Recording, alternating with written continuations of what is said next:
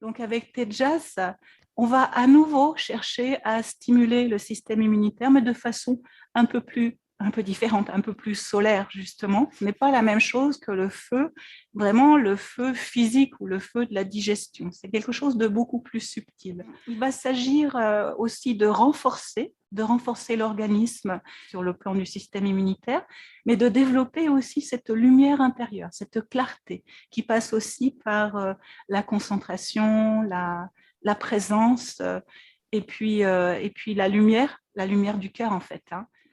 Donc voilà, c'est un deuxième facteur de santé pour le système immunitaire avec Ojas qu'on a déjà vu le mois passé et puis Prana qu'on verra le mois prochain. Donc en Ayurveda, on dit qu'il est bon d'équilibrer les trois. Il n'y en a pas un qui est meilleur que l'autre, quoique Ojas, on dit que c'est le plus important, mais Ojas sans Tejas et Prana n'est rien. Voilà. Ce matin, je vous propose certaines pistes. Il y aurait pu en avoir d'autres en 1 heure et demie. On va voir ce qu'on peut faire. Mais déjà, j'ai eu envie de commencer avec certains points marmas qu'on va venir masser ou qu'on va venir stimuler de différentes manières. Les points marmas sont des points d'énergie, selon l'Ayurveda, et ceux-ci conviennent tout particulièrement pour Tejas. Les points marmas permettent aussi d'éliminer certaines toxines. Et d'ailleurs, toute la pratique va viser à ça, en stimulant en douceur aussi le système digestif. Pour la pratique en tant que telle, donc je vous ai parlé du renforcement général, on va aussi faire des postures d'équilibre, c'est pour cette vision intérieure, cette force de volonté aussi.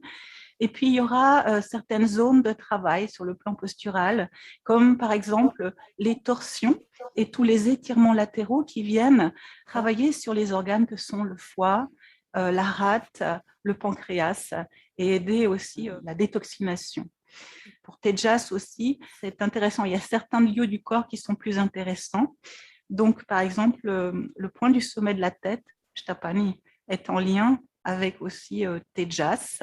Le point entre les sourcils, ben, c'est justement cette vision intérieure, le feu de la vision intérieure et du mental. Donc, les chakras supérieurs sont intéressants, même le chant est purificateur. On aura aussi des mantras. L'espace du cœur, aussi toutes les ouvertures, c'est bien stimuler aussi bien sûr la circulation et cette protection de l'immunité à ce niveau-là.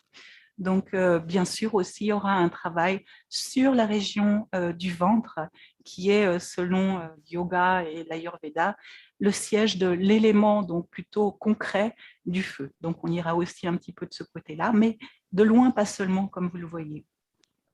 Votre pratique va viser aussi à défaire les tensions. C'est vraiment aussi apprendre à lâcher, à accepter ce qui est aujourd'hui pour être dans le juste. On chantera aussi la Gayatri qui mentionne le soleil et c'est la lumière intérieure et c'est la clarté justement mentale. Donc l'idée aujourd'hui, ça va être de recharger les batteries avec une certaine douceur